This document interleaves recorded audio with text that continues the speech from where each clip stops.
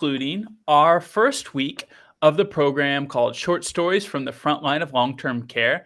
I'm joined by Bob Spielman, who's helped me find some beautiful caregivers and some frontline workers in long-term care. And today we're joined by Kimberly Boggs. Kimberly, tell me what you do in long-term care and how long you've been in long-term care. I've been in long-term care for 14 years. I work in the housekeeping department. And how did you get into long-term care? Was this your dream as a little girl? Did it happen by accident? Did someone recruit you? It was by accident. I had just lost my job at a pizza shop, had been employed for a few months, had looked around, couldn't find anything. And my daughter-in-law worked here, and she said, "Hey, we're looking for a housekeeper. Why don't you come and apply?" I did. They hired me on the spot and been here ever since. Well, it's a little change of industry from pizza to long-term care. Do you remember what your first day was like? Were you a little bit nervous? Did you Oh, have expectations? it was, I actually knew the girl that had trained me. It was just very different atmosphere than what I was used to. And when I went home, she said, "How'd your day go?" And I said, "I don't think that I'm going to be able to do this." He said, "Just hang in there, give it a week, you'll be fine." And sure enough, it was. And what was it about it that first day that you didn't think you'd be able to do it? Just the amount of rooms there was to do, plus office, it was just a lot to do in that amount of time. I thought, I'll never get all my work done. I remember when I was talking to Bob about, lining up our first week of guests, and he said to me, it's very important that we include anyone on the front line, including housekeepers, dietitians, people in cooks. And you're exactly one of those people. So you said the hard part of your job was a lot of rooms, but I'm guessing there's a great part and probably a hard part of dealing with the residents. What's special about long-term care beyond what you're doing with your hands and your feet on the human level? Working on the dementia unit, just interacting with those, and it's also helped me to deal with my mom also come down with dementia, and I took care of her at home for 3 years, and just learning from them and being able to take it home to take care of her. And I just love being around them type of people. Mm-hmm. One of the unique things about your role is being in the rooms, you're probably spending 80% or 90% of your workday with residents many times. I bet you have some special stories and some special memories. If I had to ask you over the last 18 years, what's one day that really stands out and makes you smile? What comes to your mind? We had a little lady that used to like to sing and yodel, and every day we would sing songs and she would yodel for us. Yeah, that's just one of the many, I guess. That is a good one. Do you want to share a version of her yodel with us today? No, thank you. No, thank you. Peter, one thing about Kim, Sue, her supervisor, Sue Morgan, they've got the best team there, and one of the most immaculate buildings in the company. But they all smile and they all participate with the residents.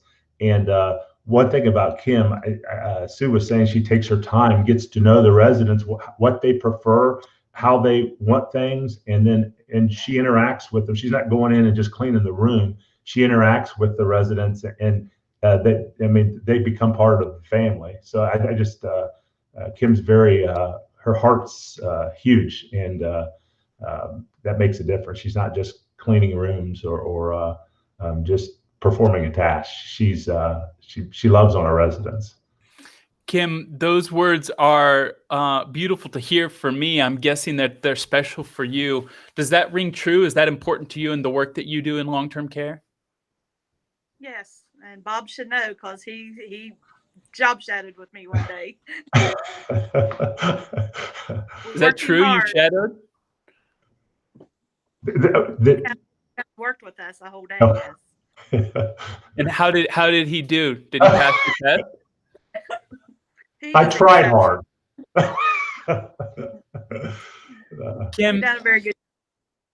Kim, you obviously have a decision to work in long-term care. It's not the best paying job in your town, nor your city, nor your state. What is it about long-term care that you stay here? What's the rewarding part that makes you say, I want to stay here another year, another day? Did we lose her? We might have lost her, Bob. Okay. Yeah.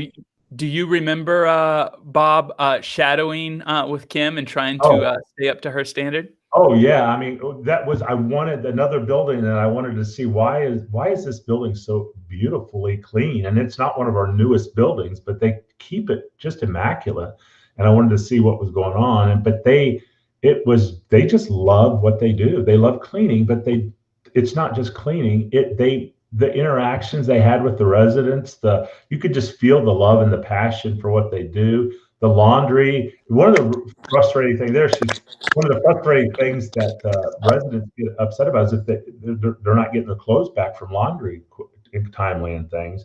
And this building had just great, they knew the residents, they knew, oh, this shirt is so-and-so's. That's how intimately they knew the residents. And I was just blown away, just an incredible crew. We had a lot of fun. I'm not the best housekeeper, but I had a blast that day, and it's important. It's just another one of our departments that's vital to the success. Kim, can you still hear us? We lost your image, but we can still chat with you. Maybe we lost her for a minute, Bob. So I'm continuing on with the food analogy. I'm wondering if the special recipe here is that you and your organization should go out to every pizza shop and start stealing some Kim. That's actually a brilliant idea, because we're meeting Monday to figure out, we've got to think outside the box you can't just post ads on Indeed and expect to get great people, but we interact with people every day. And when we see somebody that's passionate about something, we should offer to come interview and tell them about long-term care and the rewards that you get from it. That's just in a little bit of anticipation of our podcast. I'm going to interview you and the CEO Brian next week on LTC Heroes.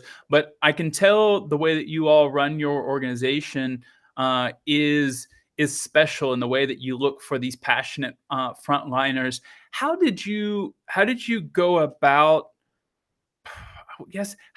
What if you had to recommend a peer of yours, because you spend about 50% of your time focusing on employee satisfaction. If you had to say to a peer of yours, who lived in Arizona or Wyoming, what are one or two things that you write that you guys are getting at your organization? What would you say to find the Kims and the Amys and teammates like that?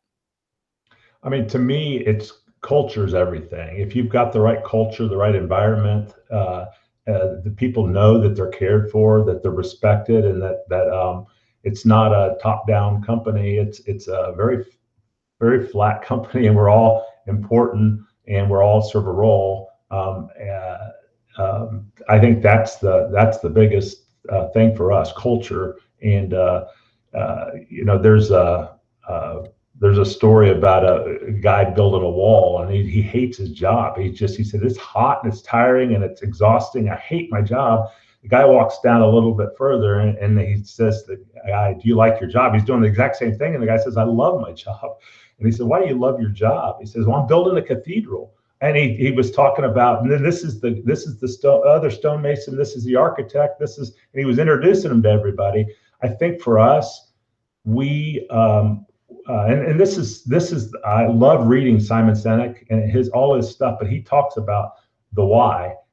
We know our why. We know why we're doing what we're doing, And so we got people around us that love what they do, and they all understand their part in that. And so we're not just building a wall, we're building a cathedral, and that's the difference. And I got to thank Simon Sinek for that, because he helped us understand that. I also enjoy his books. Kim, I'm glad we got you back online, because you missed my joke about Bob and I going out and doing a tour across the U.S. and going to every pizza shop to see if we can find workers like you and recruiting them to long-term care. But jokes aside, Kim, when you have friends and family members and people in your community say, why are you working in long-term care? What do you say to them? A lot of people don't understand long-term care. What do you tell them that's special for you? We have a good building, and we all get along really good. It's just satisfying to make someone's day, and we are like family. Are there any words of advice that you would have? Let's say that your daughter, or eventually maybe your granddaughter, or some neighbor says, "Hey, I'm thinking about applying to work in a nursing home or assisted living." What advice would you give them? I actually have a granddaughter that's already employed here. What did you tell her when she was thinking about joining your organization? We have the best building in the county. That's beautiful. Kim, thank you so much for joining us on the program. The program today was sponsored by Experience Care, and thank them for making this happen. Bob and I have interviewed 6 beautiful frontline workers like yourself, Kim, and it wouldn't be possible without Experience Care's help. Bob, do you have anything that you want to say before we sign off?